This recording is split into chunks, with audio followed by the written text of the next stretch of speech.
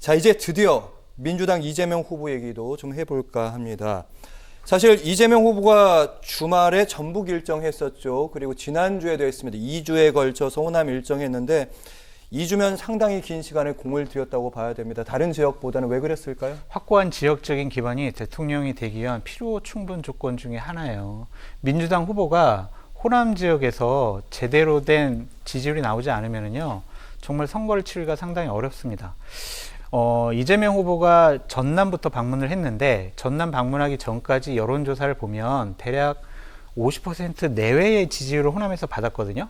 근데 이번에 보니까 KSOI 오늘 발표된 거 중앙선거관리위원회에서 확인하실 수가 있는데 거기서 보니까 호남 지역의 여론조사가 65%까지 올라갔더라고요. 그렇다면 이거는 이번에 호남 지역을 돈 것에 대한 충분한 효과가 있었다라고 보여지고 저는 잘하신 선택 같아요.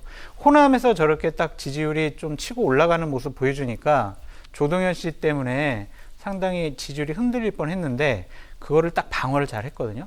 그래서 현명한 선택을 하셨다라고 보여집니다. 네, 아쉬운 부분도 좀 있을 겁니다. 전북에서는 이제 정세균 전 총리랑 만찬 회동을 했었는데요. 아직까지 이낙연 전 대표는 약간 거리를 두고 있다, 숨고르게 하고 있다 이렇게 보여지나요? 또 호남 방문에 대해서 하나만 더 의미 부여해서 말씀드리자면 전북을 이렇게 따로 일정을 잡아서 방문한 적이 없다는 거죠. 호남이라고 하면 전남북을 같이 이렇게 움직이는 이런 이제 그 일정들을 보통은 잡아왔는데 전북을 이제 특별하게 일정으로 잡았다. 그런 문제에 있어서는 이제 각별한 관심을 갖는다고 하는 메시지를 좀 주고 싶었다 이렇게 생각하고요. 뭐 광주 전남 방문했을 때 특히 이제 영광 방문했을 때 이낙연 전 대표가 같이 했으면 참 좋았을 뻔했다 이런 아쉬운 목소리가 민주당 내부에서 나오는 것 같아요. 근데 아직까지는 준비가 안 돼 있는 것 같은데요. 이낙연 전 대표 측 인사 얘기를 들어봐도 언제 등판하느냐 이것의 문제이지 시기나 또 본인이 본인 정치를 또 해야 되는 상황이기도 하잖아요. 정치인이라면 가장 본인이 이재명 후보의 손을 들어주고 같이 또 움직일 때 어느 시점에 등장하는 게 가장 효과가 있을 것이냐, 가장 정치적으로 의미가 좀 있을 만한 시기가 언제이냐 이런 부분에 대해서 좀 고민을 하고 있다 그래요. 그러니까 이낙연 전 대표가 이재명 후보를 도와주는 건 뭐 기정사실이라고 보이고요. 언제 어느 시점에 어느 타이밍에 어떤 형태로 도와주는가 이런 부분들을 좀 보면 될 것 같아요. 근데 아직은 아닌 것 같습니다. 근데 이낙연 전 대표 측 인사 얘기로는 일정 조율하는 과정에서 미리 좀 기존 선거 경선 과정에서 도와줬던 인사들 만나기로 약속이 다 잡혀 있는 상황이어서 일정 조정하기 어렵다 이렇게 설명은 하더라고요. 네, 시기만을 남겨놓고 있다 이런 말씀인데요. 이재명 후보 그런데 지난 토요일이었죠. 전북 군산 공성시장 연설에서 이 자신의 가족사를 해명하는 과정에서 비천한 집안이라고 말해서 논란도 좀 되고 있습니다. 먼저 관련 발언 듣고 가겠습니다. 군요, 그 집안이 엉망이라고. 그러나 정말 저 열심히 살았습니다. 나쁜 짓 하지 않았습니다. 정말로 최선을 다했고 제가 출신이 비천합니다. 비천한 집안이라서 주변에 뒤지면은 더러운 게 많이 나옵니다. 제가 태어난 걸 어떡하겠어요. 그러나 진흙 속에서도 꽃은 피지 않습니까? 네, 진흙 속에서도 꽃은 핀다. 야당은 이제 비루한 감성팔이라는 그런 비판도 있습니다. 그런데 이런 얘기도 좀 있습니다. 그러면 이제 하위 계층들은 소득, 저소득층 같은 경우에는 이렇게 비하해도 되는 것이냐. 비천이란 말은 좀 너무 심한 거 아니냐 이런 얘기도 좀 있더라고요. 네, 저는 그 표현은 적절하지 않다고 생각해요. 그러니까 이재명 후보가 굉장히 어려운 환경에서 자랐다고 하는 건 아마 많은 분들이 아실 거예요. 그리고 형제들도 지금도 굉장히 힘들게 살고 또 어려운 환경에서 시작해서 사실은 성공하기가 굉장히 어려운 환경이었었던 것이면 뭐 틀림이 없거든요. 그러니까 그런 것들에 대해서는 뭐 소년공 다이어리나 뭐 이런 책들을 통해 가지고 기존에 밝힌 바도 있고요. 그런 얘기들은 전 충분히 할 수 있다고 봐요. 왜냐하면 뭐 윤석열 후보처럼 그런 집안에서 태어난 건 아니잖아요. 교수 집안의 자녀로 태어나서 교수 부부기도 했고요. 그리고 뭐 그 부친은 연세대 지금도 뭐 명예교수이기도 하지만 그러니까 그렇게 잘 나오지는 못해서 굉장히 힘든 역경들이 있었고 구남매의 넷째로 태어나서 그러니까 구남매가 사실은 안동에서 이 서울로 성남으로 올라와서 뭐 이재명 후보가 얘기했던 것처럼 화장실을 청소하고 거기서 돈을 받고 이러는 과정들을 통해서 사실 많은 교육을 받고 사회에 일종의 이제 뭔가 좀 그 상위권 계층에 올라오기는 쉽지 않은 상황이었다는 건 뭐 틀림이 없을 것 같은데요. 근데 그걸 강조하는 과정에서 표현은 적절하지 못했다. 그런 것들을 속에서도 내가 정말 열심히 노력했고 지금 이 자리까지 올라올 수 있었다. 이런 식의 메시지였으면 좋았겠다. 이렇게 생각을 하고요. 예. 근데 그걸 저는 감성팔이라고 얘기하는 건 좀 지나쳤다고 봐요. 그러니까 이재명 지사의 메시지도 좀 부족함이 있다고 보지만 그렇게 어려운 사람이 어려운 얘기들을 하는데 그걸 감성팔이라고 얘기하면 그동안에 뭐 얼마나 많은 정치인들이 그런 얘기했습니까? 그걸 다 감성팔이라고 표현하지는 않거든요. 근데 그런 식으로 하는 건 너무 지나치게 비하하는 것이다. 그게 만약에 감성팔이가 된다면 뭐 과거에 뭐 지난 얼마 전이었었지만 윤석열 후보 부인의 김건희 씨가 이른바 줄리 의혹에 대해서 해명을 했었잖아요. 그거에 대해서 윤석열 후보가 자기 아내가 밤늦게까지 공부한다. 그러면서 뭐라고 얘기했습니까? 초빙 겸임 교수하고 석사 학위를 2개나 받았다. 이렇게 얘기한 게 그게 오히려 저는 감성팔이에 가까운 것 같거든요. 왜냐하면 석사 학위도 사실은 2개 받았다고 하는 것도 거짓이잖아요. 그렇지 않습니까?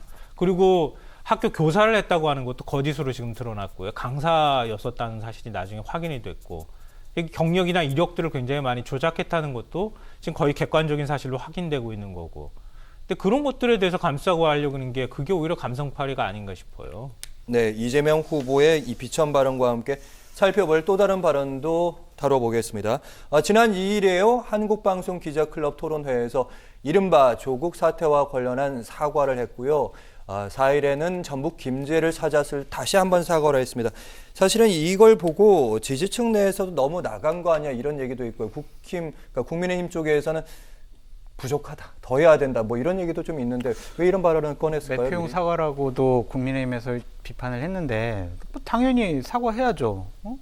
표를 얻기 위해서는 중도층과 국민의 객관적인 눈높이에 맞는 사과하는 것은 좀 이재명 후보가 잘했다고 생각이 드는데 양날의 칼인 거는 맞아요. 왜냐하면 이재명 후보를 경선 과정 중에 상당히 도와줬던 추미애 전 장관부터 비판을 했고 김용민 씨도 비판을 했잖아요. 그러니까 조국 전 장관을 아주 강력하게 지지하는, 숭배하는 그런 쪽의 분들한테는 이 부분이 좀 마음의 상처가 됐을 수도 있다라는 생각이 듭니다.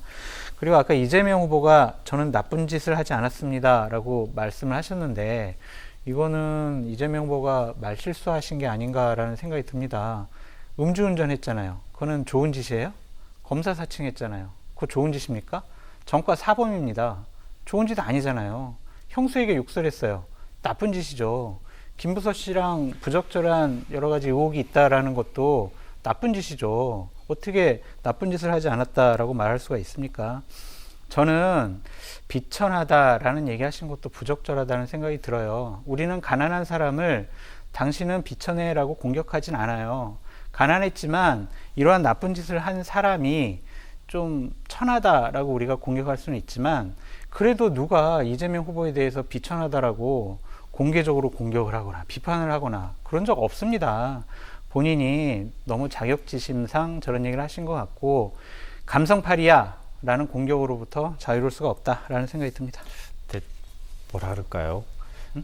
우리가 민주화 운동하면서 예를 들면 구속이 됐어요. 그거를 범죄입니다 이렇게 얘기하지는 않잖아요. 이재명 사실은 후보는 민주화운동에서 그러니까 이재명 후보의 아니잖아요. 그러니까 아까 말씀하셨던 범죄 경력이라고 하는 것 중에 예를 들면 검사 사칭과 관련되는 부분이라든가 아니면 뭐 사실 신발을 던졌다고 하는 얘기도 있잖아요. 근데 그런 것들은 예를 들면 의회나 이런 곳에 항의하거나 이러는 과정에서 벌어지기도 했었고요.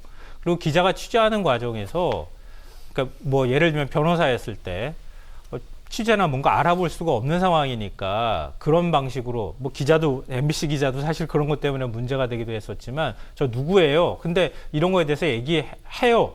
뭐 이런 식의 얘기를 했던 것 때문에 그렇게 처벌을 받았다고 하는 경력인 거고요. 그다음에 운전면허에 대해서는 뭐 그동안에도 여러 차례 음주운전에 대해서는 여러 차례 사과를 했는데 그러니까 좀 가혹하다는 생각은 들어요, 저는.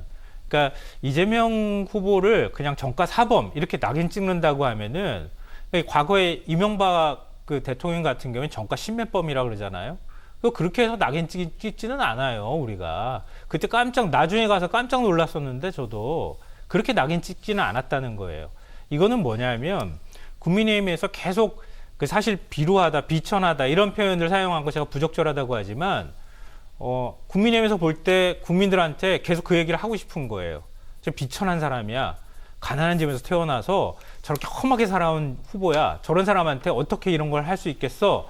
이런 낙인을 찍으려고 하는 의도가 좀 담겨 있는 것이다. 이렇게 국민의힘 생각하고요. 쪽에서 먼저 비천하다는 얘기 안 했다니까요. 아니 물론 이재명 후보에 제가 부적절하다고 말씀드린 거고요. 그리고 국민의힘에서는 그렇게 얘기했었죠. 가난하면 다 쌍욕하는 거냐? 이렇게 논평을 냈잖아요. 네. 그래도 전 부적절하다고 생각해요. 그러면 욕설은 그럼 부자는 안 하나요? 하죠. 그러니까 왜 욕을 했는가가 중요한 거 아닙니까?